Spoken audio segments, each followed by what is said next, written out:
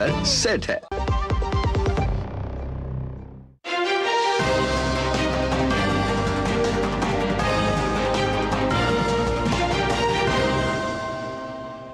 नमस्कार, DD news देख रहे हैं आप और आपके साथ मैं हूं शहला निगार। बुलेटिन की शुरुआत में सबसे पहले एक नजर सुर्खियों पर। कल से शुरू हो रहे संसद के मॉनसून सत्र से पहले सरकार द्वारा बुलाई सर्वदलीय बैठक। आज सदन की कार्यवाही को सुचारू ढंग से चलाने पर चर्चा।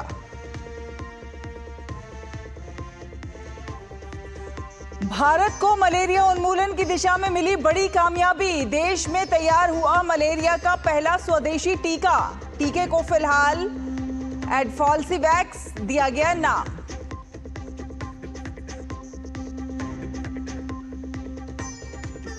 मूसलाधार बारिश से अजमेर के कई एक इलाकों में जल भराव। उत्तर प्रदेश और बिहार में भी गंगा नदी का जलस्तर बढ़ने से लोगों की बढ़ी परेशानी।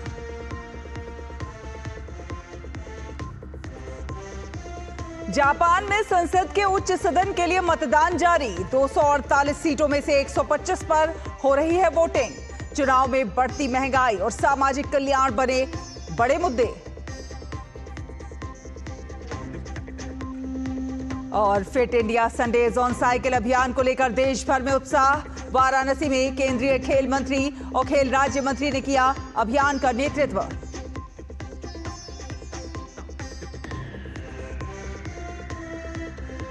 तो आपको बता दें कि कल से शुरू हो रहे संसद के मॉनसून सत्र से पहले सरकार आज सर्वदलीय बैठक कर रही है और इस बैठक के दौरान सरकार संसद के दोनों सदनों की निर्बाध कार्यवाही सुनिश्चित करने के लिए सभी राजनीतिक दलों से सहयोग करने का आग्रह करेगी।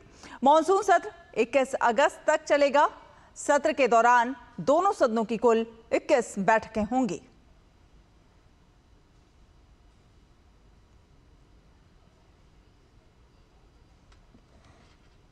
तो 21 अगस्त तक चलेगा मॉनसून का ये सत्र और मॉनसून सत्र से पहले सर्वदलीय बैठक हो रही है। बैठक शुरू हो चुकी है।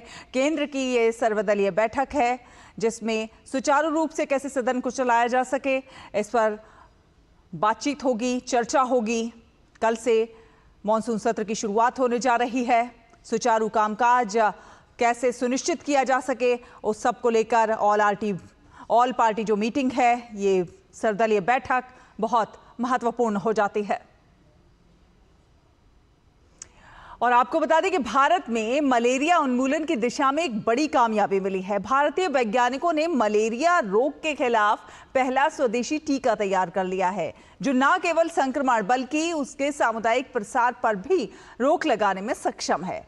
आईसीएमआर और भुवनेश्वर स्थित क्षेत्रीय चिकित्सा अनुसंधान केंद्र RMRC के शोधकर्ताओं ने मिलकर ये स्वदेशी टीका तैयार किया है। इस टीके को फिलहाल एडफॉल्सिवैक्स नाम दिया गया है जो कि मलेरिया परजीवी प्लाज्मोडियम फाल्सीपेरम के खिलाफ पूरी तरह से असरदार पाया गया है। टीके के जल्द उत्पादन के लिए आईसीएमआर ने प्राइवेट कंपनियों के साथ समझौता करने की प्रक्रिया शुरू कर दी है। आईसीएमआर के मुताबिक मौजूदा समय में मलेरिया के 2 टीके उपलब्ध हैं जिनकी कीमत करीब 800 रुपए प्रति खुराक है। हालांकि इसका असर 33 से 67% के बीच है। ऐसे में भारत की ये स्वदेशी वैक्सीन न केवल अधिक प्रभावी मानी जा रही है बल्कि इसकी लागत भी कम हो सकती है जिससे आम लोगों की पहुंच में ये आसानी से उपलब्ध हो पाएगी।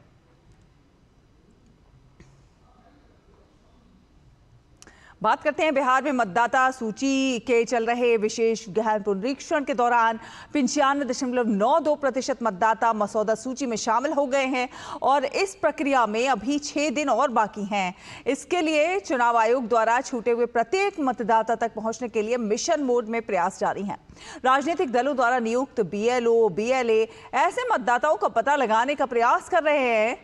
चुनाव आयोग प्रत्येक पात्र मतदाता को मतदाता सूची में शामिल करने में जुटा हुआ है। इसके लिए 1 लाख BLO, 4 लाख स्वयंसेवक, राजनीतिक दलों द्वारा नियुक्त 1.5 लाख BLA मिशन मोड में काम कर रहे हैं। इस अभियान के तहत BLO घर घर जाकर मतदाताओं से संपर्क स्थापित कर चुके हैं। साथ ही साथ चुनाव आयोग देश भर में अखबारों में विज्ञापनों और अन्य सभी संभावित संचार माध्यमों से बिहार के ऐसे मतदाताओं को सूचित कर रहा है। शेष शहरी मतदाताओं को नामांकित करने के लिए बिहार के सभी 261 शहरी स्थानीय निकायों के सभी 5,683 वार्डों में विशेष शिविर भी लगाए गए हैं। साथ ही साथ 1 अगस्त को प्रकाशित होने वाली मसौदा मतदाता सूची में यदि कोई त्रुटि है तो उसे 30 अगस्त तक ठीक किया जा सकता है। राजनीतिक दल या फिर राजनीतिक दल द्वारा नियुक्त किसी भी BLA द्वारा दावे और आपत्तियां दर्ज की जा सकती हैं। और उत्तर प्रदेश के मेरठ में कांवड़ियों की सुविधा के लिए प्रशासन ने व्यापक बंदोबस्त किए हैं। सुरक्षा के मद्देनजर जगह जगह पर पुलिस बल तैनात हैं। यात्रा मार्गों पर निगरानी रखी जा रही है। कांवड़ियों के लिए भंडारा और पंडाल की भी व्यवस्था की गई है। दिल्ली के धौला कुआं में भी कांवड़ियों के लिए सुरक्षा के कड़े इंतजाम किए गए हैं। श्रद्धालुओं की सुरक्षा सुनिश्चित करने के लिए कई स्तरों पर पुलिस बल तैनात हैं।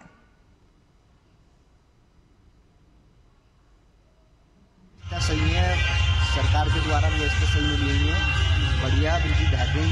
हर जगह पे 1-1 किलोमीटर के पंडाल लगे हुए हैं, सबके बेहतरीन सुविधा कर रखी है सारे लोगों ने। व्यवस्था अच्छी हुई है, भंडारे वगैरह है, रहने सहने के लिए जगह, रुकने के लिए व्यवस्था अच्छी हुई है। सावन का महीना और उसमें कांवड़ यात्रा का उत्साह चारों तरफ देखा जा सकता है और इसी बीच हापुड़ पुलिस का एक अलग ही रूप देखने को मिल रहा है। पुलिस कांवड़ यात्रा के दौरान ना सिर्फ सुरक्षा दे रही है बल्कि सेवा की मिसाल भी पेश कर रही है। भोले की भक्ति में मग्न हरिद्वार से जल लेकर पहुंच रही कांवड़ियों के हाथ के पंखे से हवा की जा रही है। पुलिस सकारात्मक सोच को लेकर सेवा में लगी हुई है, तो वहीं दूसरी तरफ किसान संगठन के पदाधिकारी कांवड़ियों की सेवा करने में जुटे हुए हैं। भाकियू लोकहित के पदाधिकारियों ने भी कांवड़ियों की सेवा के लिए भंडारा और पंडाल की व्यवस्था की है। महीना है, बाबा भोलेनाथ का महीना है और वहाँ उनके भक्त हैं जो कि हमारे आम जनमानस है। तो पुलिस के कम्युनिटी पुलिसिंग का एक जो सिद्धांत है उसके तहत हम लोग उनके और ज़्यादा करीब उनको सहूलियत प्रदान करके उनको सहायता प्रदान करके हम लोग उनका विश्वास जीतने की कोशिश करते हैं। इसी जो सिद्धांत के मद्देनजर हम ये सब कार्रवाई करते हैं कि उनके पैरों में उनको चलते चलते चोट पहुंच जाती है, घायल हो जाते हैं, उनको आराम दे दिया जाता है। साथ ही साथ फूल उनके ऊपर उनका स्वागत किया जाता है, उनका हौसला अफजाई किया जाता है। थके रहते हैं, परेशान रहते हैं, दूर से रहते हैं, बहुत भारी मात्रा में जल लेकर के आते हैं। हम लोग कोशिश कर रहे हैं जितना उनको फैसिलिटेट कर सके, जितना उनको मदद पहुंचा सके उनकी इस धार्मिक यात्रा में। तो ये पुलिस लोगों का दिल जीतने की कोशिश करे और पुलिस और जनता के बीच में जो दूरी है वो कम हो। बहुत ही पवित्र और दिव्य यात्रा है और आज भारतीय किसान यूनियन लोकहित के नेतृत्व में, राष्ट्रीय अध्यक्ष देवेंद्र बैनर्जी के नेतृत्व में जनपद हापुड़ में भी कांवड़ सेवा शिविर शुरू हुआ है। ये हमारा चौथा वर्ष है। हम निरंतर ये शिविर लगा रहे हैं ईश्वर की कृपा से और ये आस्था की यात्रा है, विश्वास की यात्रा है। हम इस यात्रा को हमेशा एक सम्मान, एक श्रद्धा के भाव से देखते हैं और हम सभी शिव भक्तों की मंगलमय यात्रा की ईश्वर से कामना करते हैं। उत्तर प्रदेश के अमरोहा में धार्मिक सद्भाव और भाईचारे की एक अनूठी मिसाल देखने को मिली है। यहां मुस्लिम समुदाय के लोगों ने कांवड़ियों पर फूल बरसाकर उनका स्वागत किया।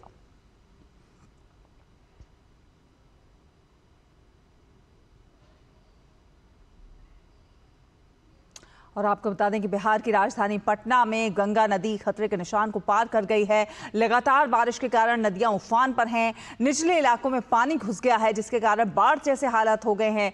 गांधी घाट और कृष्णा घाट का पानी लगातार बढ़ता जा रहा है, तो वहीं जल संसाधन विभाग की ओर से हाई अलर्ट जारी कर दिया गया है।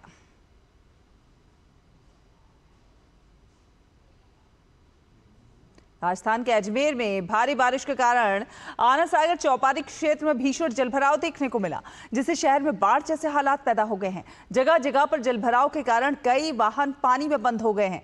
आना सागर झील ओवरफ्लो होने के कारण उसका पानी मुख्य सड़कों तक पहुंच गया है।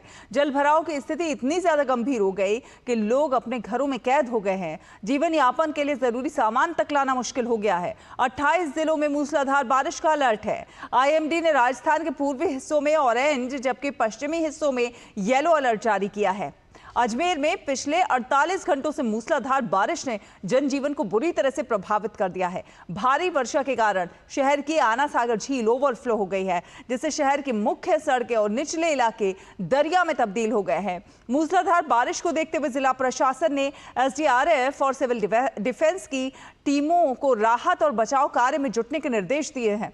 लगातार 48 घंटे से बारिश के कारण लोगों के घरों और दुकानों में पानी घुस गया है। कई घरों को खाली कराना पड़ा है और लोगों को सुरक्षित स्थानों पर पहुंचाया जा रहा है।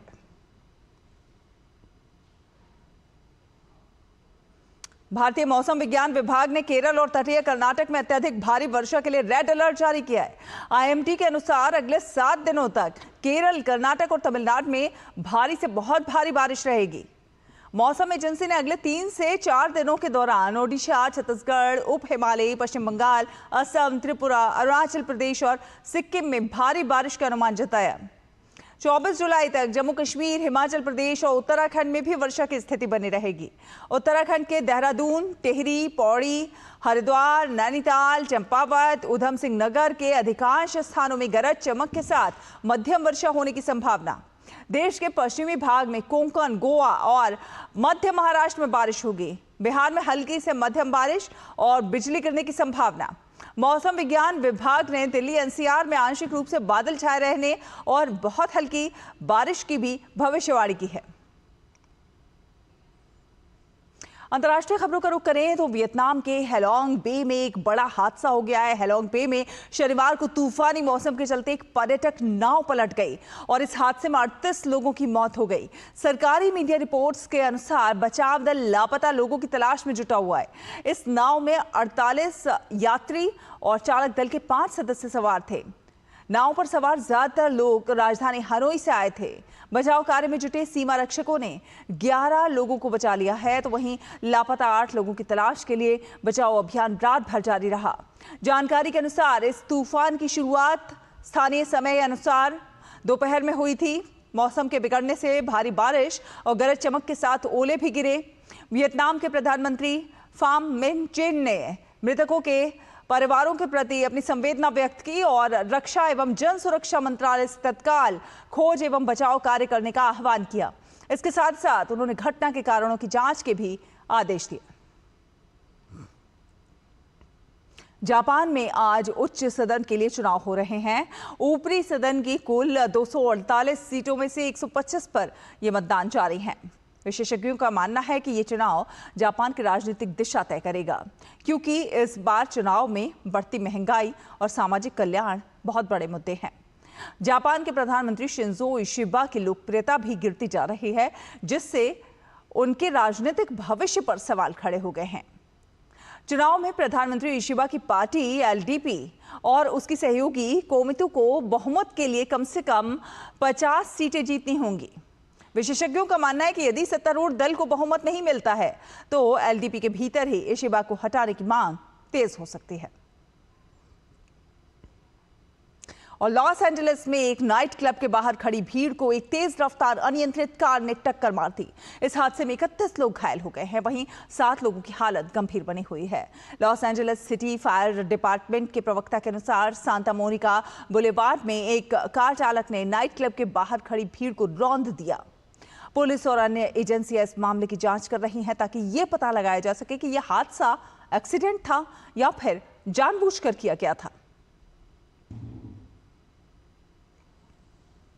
और सीरिया में सांप्रदायिक हिंसा लगातार जारी है। स्वेदा प्रांत में अल्पसंख्यक ड्रूज समुदाय और स्थानीय बेडोइन जनजातियों के बीच झड़प में अब तक सैकड़ों लोग मारे जा चुके हैं और बड़ी संख्या में लोग घायल हुए हैं। दोनों पक्षों ने एक दूसरे पर अत्याचार करने और नागरिकों को निशाना बनाने का आरोप लगाया है। वहीं अमेरिका ने दोनों पक्षों को चेतावनी देते हुए कहा है कि निर्दोषों का कत्लेआम बंद होना चाहिए। इससे पहले सीरिया के राष्ट्रपति ने कहा कि सरकार सभी पक्षों से बातचीत कर रही है ताकि शांति बहाल हो सके। और इजराइल और हमास के बीच संघर्ष लगातार जारी है। आज सुबह गाजा में 3 विस्फोट की आवाज सुनाई दी और पहले 2 विस्फोट लगभग 2 मिनट के अंतराल पर हुए और तीसरा विस्फोट लगभग 15 मिनट के अंतराल पर हुआ। वहीं इससे पहले इजराइल और हमास के बीच संघर्ष विराम को लेकर कई प्रयास किए जा रहे हैं। अमेरिकी राष्ट्रपति डोनाल्ड ट्रंप ने भी संघर्ष विराम के सकारात्मक संकेत दिए हैं।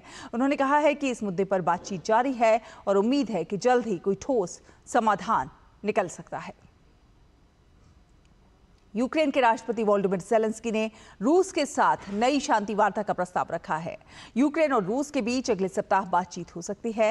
राष्ट्रपति वोलोदिमीर ज़ेलेंस्की ने इस बात की पुष्टि की है कि यूक्रेनी रक्षा परिषद के सचिव रुस्तम उमरोव ने अगले सप्ताह रूसी वार्ताकारों के साथ बैठक की पेशकश की है। ज़ेलेंस्की ने रूस के राष्ट्रपति व्लादिमीर पुतिन से आमने सामने मिलने की अपनी इच्छा भी दोहराई। उन्होंने कहा कि शांति सुनिश्चित करने के लिए नेतृत्व स्तर पर एक बैठक जरूरी है। इस साल की शुरुआत में तुर्की में यूक्रेन और रूस के बीच 2 दौर की वार्ता से कैदियों और सैनिकों के शवों के आदान प्रदान पर सहमति के अलावा और कुछ नहीं निकला। रूस की ओर से तत्काल कोई प्रतिक्रिया नहीं आई है। ये प्रस्ताव यूक्रेन पर रूस की ओर से व्यापक हवाई बमबारी के कुछ घंटों के बाद आया, जिसमें कुछ लोग मारे गए।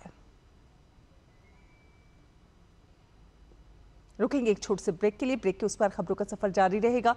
देखते रहिए DD न्यूज़। जब धरती चीर कर निकलता है लोहे का पत्थर और मिलता है मोंगिया के जोश से, फिर तपता है, पिघलता है और बनता है फौलाद। अब होता है सरिया सारी खूबियों के साथ। मोंगिया स्टील, मजबूत देश का मजबूत सरिया। टाइम पे खा लेना और प्लीज बाइक धीरे चलाना जी। और ये तुम्हारी सेफ्टी के लिए। अरे एक बात तो रह गई। LIC? ये हमारी सेफ्टी के लिए। दिल की सुनो, LIC चुनो। LIC हर पल आपके साथ। ब्रेक के बाद स्वागत है। रुक करेंगे कुछ अन्य खबरों का। आपको बता दें कि युवा मामले और खेल मंत्रालय की ओर से आयोजित होने वाले fit India Sundays on cycle मुहिम के अंतर्गत केंद्रीय युवा मामले और खेल मंत्री मनसुख मांडविया और राज्य मंत्री रक्षा खडसे ने काशी के बनारस हिंदू विश्वविद्यालय में साइकिलिंग की। इस राष्ट्रव्यापी फिटनेस आंदोलन की शुरुआत दिसंबर 2024 में हुई थी। ये पहल साइकिलिंग को एक टिकाऊ, समावेशी और पर्यावरण अनुकूल व्यायाम के रूप में बढ़ावा देने वाली है, जिसके अनेक स्वास्थ्य लाभ हैं। इस मौके पर खेल मंत्री ने कहा कि आज विशेष तौर पर नशा मुक्ति के संदेश के साथ सभी ने साइकिलिंग की। सारे देश की सभी एजुकेशनल इंस्टीट्यूट ने 6000 से अधिक स्थानों पर संडे ऑन साइकिल करके नशा मुक्ति का संदेश दिया है। नशा मुक्ति से विकसित भारत के लक्ष्य को हमें हासिल करना है। मोदी जी ने फिट इंडिया मूवमेंट चलाई है। संडे ऑन साइकिल के द्वारा देश के युवा फिट रहे, देश के युवा स्वस्थ रहे, देश के युवा देश के लिए काम करे और समृद्ध भारत का निर्माण करे, ये लक्ष्य के साथ हर संडे ऑन साइकिल होती है और लाखों की संख्या में देश के यूथ संडे साइकिलिंग करते हैं। और वहीं इस मुहिम में शामिल हुई खेल राज्य मंत्री रक्षा खडसे ने कहा कि फिट इंडिया अभियान के अंतर्गत संडे ऑन साइकिल को लेकर हर जगह पर काफ़ी अच्छी प्रतिक्रिया देखने को मिल रही है। इस अभियान का उद्देश्य लोगों तक साइकिल के माध्यम से खुद को फिट रखना है। आज जो संडे ऑन साइकिल जो हमारे खेल मंत्रालय के माध्यम से फिट इंडिया के अंतर्गत और हमारे मंत्री आदरणीय मनसुख भाई मांडविया जी के नेतृत्व में हर संडे को पूरे देश में कहीं ना कहीं साइकिलिंग का मूवमेंट हो रहा है और मुझे लगता है कि काफ़ी अच्छा रिस्पांस हर जगह पे हमें दिखने के लिए मिल रहा है। और आज भी यहाँ काशी के यूनिवर्सिटी में हमने ये इवेंट लिया। आप देख सकते हो कि काफ़ी युवाओं ने यहाँ पे पार्टिसिपेट किया और इसका एक ही संदेश हम देना चाहते हैं कि साइकिलिंग के माध्यम से आप खुद का फिटनेस को भी मेंटेन करें और उसके साथ ही पर्यावरण को भी मेंटेन करें। और स्पोर्ट्स अथॉरिटी ऑफ इंडिया के DDG मयंक श्रीवास्तव का कहना है कि प्रधानमंत्री नरेंद्र मोदी के फिट इंडिया का असर पूरे देश में नजर आ रहा है। उन्होंने कहा कि संडेज ऑन साइकिल से पूरे देश में लोग लगातार जुड़ रहे हैं और फिटनेस के साथ साथ पर्यावरण संरक्षण का भी संदेश दे रहे हैं। संडेज ऑन साइकिल में लगातार जो है युवाओं की भागीदारी बढ़ती जा रही है। इस बार इस मुहिम में स्कूली छात्र जुड़े हैं और इस वक्त मेरे साथ मयंक श्रीवास्तव जी मौजूद हैं जो कि साई के DDG हैं। सर बहुत बहुत धन्यवाद दूरदर्शन जुड़ने के लिए। लगातार जो है इसमें पार्टिसिपेशन बढ़ रहा है। देश भर में हम देख रहे हैं कि हर वर्ग से लोग सामने आ रहे हैं। आप क्या बदलाव देख रहे हैं इस दौरान? जो लोग आते हैं बहुत दूर दूर से लोग आते हैं यहाँ पे। दिल्ली में आप समझ सकते हैं कि दूर से आना कितनी बड़ी बात है। और हम लोगों के अगर स्थल भी परिवर्तन होता है उसके बावजूद बहुत सारे लोग आते हैं। यहाँ पे बहुत सारी फन एक्टिविटी हैं, बहुत सारी फिटनेस एक्टिविटी हैं। आइडिया ये है कि लोगों को ये पता चले कि फिटनेस की डोज आधा घंटा रोज, उस वाक्य का मतलब क्या है। मतलब ये है कि आप कोई भी एक्टिविटी, फिटनेस वाली एक्टिविटी आधे घंटे कीजिए और अपने आप को फिट रखिए, लोगों को मोटिवेट कीजिए कि वो अपने आप को फिट रखें। बिल्कुल, तो हर बार एक नई थीम के साथ संडे जोन साइकिलिंग की शुरुआत होती है। इस बार की थीम है नशा मुक्त युवा फॉर विकसित भारत। 2047 में सर विकसित भारत का हम सपना देख रहे हैं। जो आज के युवा हैं वो कल के हीरोज होंगे, तो कहीं ना कहीं हम युवाओं को बहुत ज्यादा मोटिवेट करें। आप क्या कहेंगे इस जो मुहिम है? हमारे मंच से पहले भी बहुत सारे लोगों ने अपील लोगों से की है। खली जी आए थे, खली ने बोला और बहुत सारे लोगों ने बोला है। उन लोगों का सिर्फ ये कहना है कि सबसे बड़ा नशा जो है ना वो फिटनेस का नशा है, और एक बार ये आपको नशा लग गया तो आपको किसी और नशे की जरूरत नहीं पड़ेगी। और युवा को अगर फिटनेस का नशा नहीं लगा तो मैं समझता हूँ कि उसका युवावस्था जो है वो बेकार है, मीनिंगलेस है। और ऐसे में ये जरूरी है कि हम स्वयं ये एक्टिविटी अपनाएं, फिटनेस एक्टिविटी, और दूसरे लोगों को भी मोटिवेट करें, दूसरे लोगों को आने दें इस कार्यक्रम में और दूसरे लोगों को प्रेरित करें कि आप भी ये एक्टिविटी करो। एनवायरनमेंट की दृष्टि से अगर हम देखें तो साइकिलिंग बहुत ही इंपॉर्टेंट रोल अदा करती है। अगर हम दिल्ली जैसे ट्रैफिक की समस्या भी बहुत ही आम हो चुकी है, ऐसे में जो साइकिलिंग कल्चर है इसको जो है आगे ले जाना, इनको बढ़ावा देना, ये कितना जो है कारगर साबित होगा? साइकिलिंग करने का आइडिया ये था कि ये फिटनेस की ये एक्टिविटी जो है ये कंपैरेटिवली सुलभ है, आसानी से मिल जाती है। दूसरा ये है कि और एक्टिविटीज में अगर आपको स्ट्रेस और स्ट्रेन आते हैं बॉडी में, तो इस एक्टिविटी में वो स्ट्रेस और स्ट्रेन नहीं आएंगे। ये पोल्यूशन का सोल्यूशन भी है। आप कहीं भी जाएं और साइकिल अपनाएं, पोल्यूशन का कोई खतरा नहीं है। तो ये थे मयंक श्रीवास्तव जी, जिनका साफ तौर पर कहना है कि एक छोटी सी पहल जो कि सिर्फ 500 लोगों के साथ करीब 6 महीने पहले शुरू हुई थी, आज इसकी चमक पूरे देश में नजर आ रही है। और कोशिश यही है कि देश के युवाओं को साइकिलिंग कल्चर से जोड़ा जाए ताकि फिटनेस के साथ साथ पर्यावरण संरक्षण का मैसेज भी पूरे देश को दिया जाए। कैमरामैन मोंटी के साथ मैं सुशील कुमार, डीडी न्यूज, दिल्ली। तो ये तो बात हुई संडे जोन साइकिल की। और अब कुछ और खेल की खबरों का रुख करते हैं। फिडे महिला शतरंज विश्व कप में grand master Koneru Humpy, D Harika, R Vaishali और अंतर्राष्ट्रीय master Divya Deshmukh quarter final में पहुंच गई हैं। जॉर्जिया के बटुमी में प्री क्वार्टर फाइनल में इन चारों खिलाड़ियों ने अपने अपने टाई ब्रेक मैच जीतकर ये उपलब्धि हासिल की है। इसके साथ भारत ने टूर्नामेंट के क्वार्टर फाइनल चरण में 4 खिलाड़ियों के साथ पहला देश बनकर इतिहास रच दिया है। और 6वीं शताब्दी में भारत ने दुनिया को चतुरंग दिया, जो आधुनिक शतरंज का आधार बना। ये खेल बुद्धि और रणनीति का प्रतीक है, जो भारत की सांस्कृतिक धरोहर का हिस्सा है। विश्वनाथन आनंद से लेकर डी गुकेश तक भारत ने शतरंज को नई ऊंचाइयों तक पहुंचाया। मौजूदा दौर में शतरंज की बिसात पर भारत दुनिया के सामने सबसे ताकतवर बाजीगर बनकर उभरा है। अंतर्राष्ट्रीय शतरंज दिवस पर आपको दिखाते हैं इस खेल में भारत की गौरवशाली यात्रा और इतिहास के सुनहरे पन्नों पर यह खास रिपोर्ट।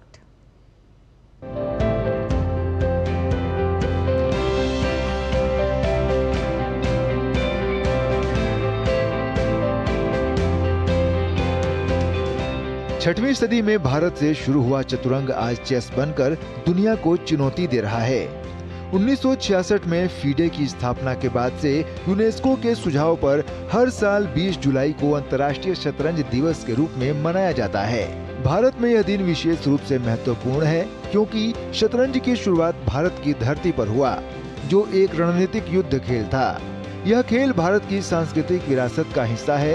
1966 में विश्व शतरंज फेडरेशन की स्थापना दिवस यानी 20 जुलाई को अंतर्राष्ट्रीय शतरंज दिवस घोषित किया गया। 2019 में संयुक्त राष्ट्र महासभा ने इसे आधिकारिक रूप से मान्यता दी।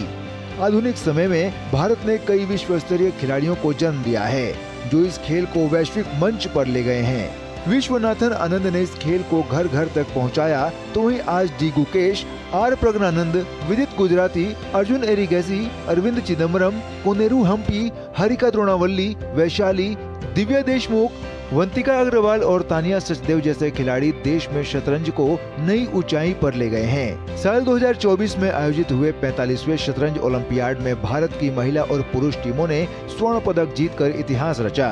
शतरंज ओलंपियाड के 100 साल के इतिहास में यह पहला मौका था जब भारत ने ओलंपियाड में स्वर्ण पदक जीतने में सफलता पाई। जून 2025 तक भारत के पास 85 ग्रैंड मास्टर हैं। इसके अलावा 124 अंतर्राष्ट्रीय ग्रैंड मास्टर हैं। वहीं 23 महिला ग्रैंड मास्टर और 42 महिला अंतर्राष्ट्रीय ग्रैंड मास्टर हैं, जो देश की शतरंज में गहरी बिसात को दर्शाता है। शीर्ष 10 भारतीय खिलाड़ियों की औसत रेटिंग 2727 है, जो संयुक्त राज्य अमेरिका के बाद दूसरी सबसे ऊंची है, और शीर्ष 10 महिला खिलाड़ियों की औसत रेटिंग 2412 है, जो चीन के बाद दूसरी सबसे ऊंची है। शतरंज सिर्फ खेल नहीं बल्कि तार्किक सोच और धैर्य का स्कूल है। भारत के स्कूलों और समुदायों में यह खेल बच्चों को रणनीति और आत्मविश्वास सिखा रहा है।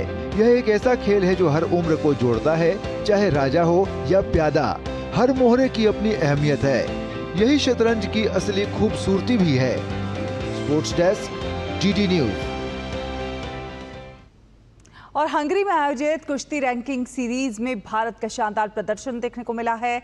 भारतीय पहलवानों इस टूर्नामेंट में शानदार प्रदर्शन करते हुए 2 स्वर्ण, 2 रजत और 2 कांस्य पदक के साथ कुल 6 पदक जीतकर अपने अभियान को समाप्त किया। भारत को इस टूर्नामेंट का 6ठा पदक प्रिया मलिक ने दिलाया। 76 किलोग्राम वर्ग के फाइनल में प्रिया को 3-4 के करीबी अंतर से रजत पदक से संतोष करना पड़ा।